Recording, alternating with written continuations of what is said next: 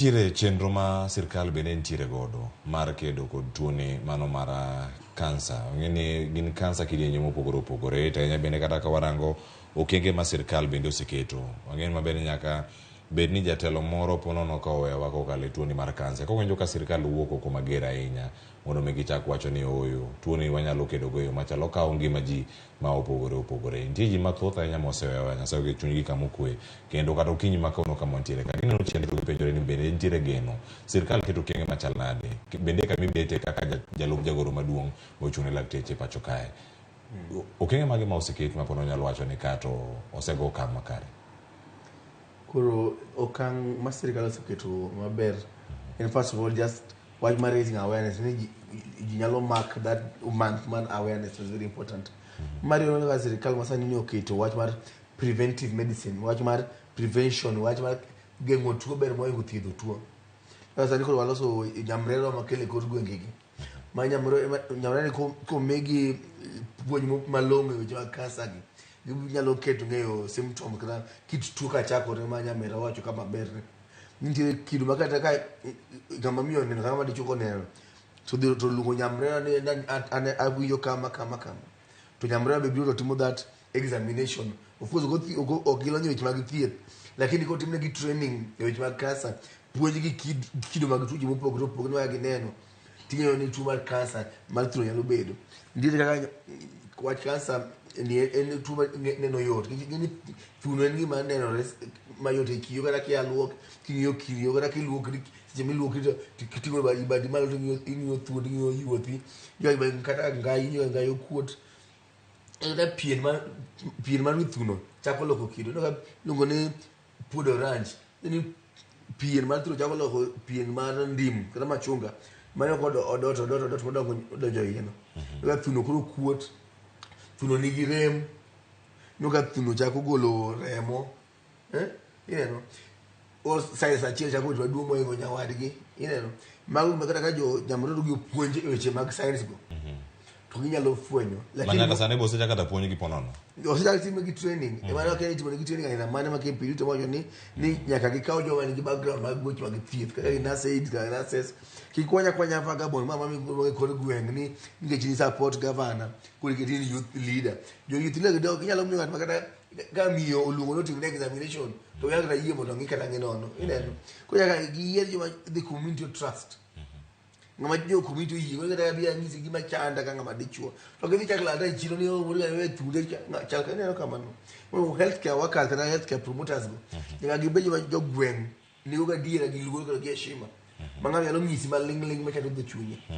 to mane dagisi ni wach mar kansa mar thuno ne kuom joma chuo momiyo joma chuo nyalo yudo mayot ki joma chuo ka thuno onge gi mafuta kata gi boche ka tuo tiri ka thuno no to will see it easily. To joma mendi joma gi thuno size mopogore joma thunde gi tindo gi thuno madongo makata gimoni iye kata okuot to difweny mayot ko ka bedo challenge ma iga ka iga oyudo ka mine makadho 6,000 yudo tuo mar kansa to namba ni pod en piny kabisa because joma dhi screening joma ok dhi osiptal ng'eny kama tie Kenyatta yudo ka ng'ato biro ka thuno osetimo adhola malich tipenje ni to all this time but the time thuno chopo level ni neno ka lokore jako bedo thuno kata madhola chakno ni to manango tel ma wach maluo jopiny owe ni tuo ni kango dhi ongise ni en kansa to en death sentence tang'eyo ni apodi ngiswa ka ni jadi ma githiedho machango kwa tuo ni chon ma wach ma julu ni ka ena kansa ni to isetho nyaka wadi mystify kendo nyaka gol akweda e weche mag tuo no kwa ni stigma mar kansa en mar tho. Gini nyalo biro kaluwore kod pek ma jogi kalo e kinde mag thieth nikech iwacho ni nitie yore mopogore opogore mag thieth mantiere kata ka daktari kapok abiro ir Caroline Apondi mondo mi ang' olernwa ni okenge ka okenge gin nade kinde ma itimo thieth ma kamagi nyalo bedo ni giluoro kaluwore kod experience mag sebedo ka gineno kuom johera gi kaka osebedo ka yudo news machalo kamano ni ero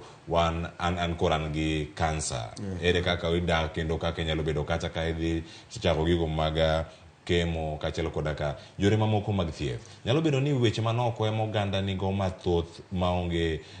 tiendgi mamiyo nyakelo luoro machalo kamagi mamiyo kata ng'ato ni kod kansa to joherage kata joge oseng'eyo to ok dwa kone nikech kokone to mana achiel kuom yorego mag tieke mapiyo. kelo point malongo kabisa. Ngeni kinyo weche mag thieth e thurwa ka kenora chama mar kimpidio wago koko kana wago dho pile ni wach mar nyiso jatuo ni mondo odhi osiptal to kodhi osiptal to ka daktari onge to ka yedhe onge to ka gipimo onge e wach malit miwuoro nyiso jopiny ni ng'ad NHIF to kidhi osiptal gi wacho ni NHIF ni to onge pim malong'o miyudo kila kitu ni kodi ni dhi nyiew ma oko dhi tim ma oko kata uso ye ward to kidwa do ward iso ye ward no ka keto ni dhier e wach malit onge ga dhier to odbuko odhi osiptal to gidhi ni gini thuno ndire gimokur ka dhi tim ultrasound kata mammogram to pesa ultrasound ilifari onge go kata afya modo biro nyuma onge go neno dok dala to lal kamano momo weche mag cancer ndike gimno ni Kenya Cancer Institute Kenya kai may go get programs magi ya with get cancer centers na unge ni kaka ro ni suspicion mar cancer no kata ko ngeni ndire problem mar cancer no tige ko emi di thiedhe mari nyaka jo sirkal puonj team training na jolony weche mag pimo gi thiedho cancer kisano ka jo giwegi jo private exile wach mag thiedho cancer Texas gin hospital mag wegi to ke dhie kata mana e district hospital kata sub county ka ngama yalo pimo cancer ma diagnose maber podonge kata ko golo trigo ni mondo dhi opimo ni histology yudo ngama olony wach mar pimo rigo ni ka pod ka rigo ni idi tere jana Ramogi jo TRH kuja beke dhi ndi daktari onge machine onge niko ka witere ka private ka giwegi to magi at cost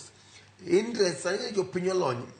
ya jo ni jogo mane olchako somo dalo Kibaki free education sani ana 21 years of age jo na nyole gano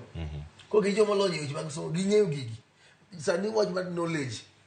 jo pinyo ngeyo ani weche mag radio TV ni ko go jo ngeyo weche gi challenge ni ka ngato sengeyo gini waka ka uno kwa gomba kani ka to di wuok lo di hospital ne uje Ramogi go jo kama to wugo dhi paponditi kacha gwemwa to ka daktari onge manyalo keta thiedho pimo gini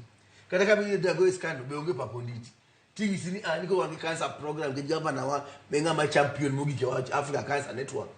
ile no ile biki su kuna ma fema to dago kisu ma podonge ile ngama ko di otongo e ko di uchiem ka wa follow up be a very big problem doing the follow screening and follow up jo pinyi ko fa kana di cancer conference do mario igane je cancer jutuma cancer no mswania ni waoli kwa pile kwa bire meeting tukiswania ni wabiro mole osiptende most of us wabiro mo in time wabi dispensary in time wabi health center wangsa malongo delay wukini kai said level 4 level 3 level 4 cha mondo yidi theater amno ukaulweti kile ambulance material next level is a problem ko ni nuki dok idika jawe bukonyi idok dala onge konyi do tukiti mi do stress mani di medicare mo me ko tem kido amade jiwo jo telo mag thieth mi weche mag thieth weche mag cancer kiwacho jamar dok ni lip service wacho gi team our actions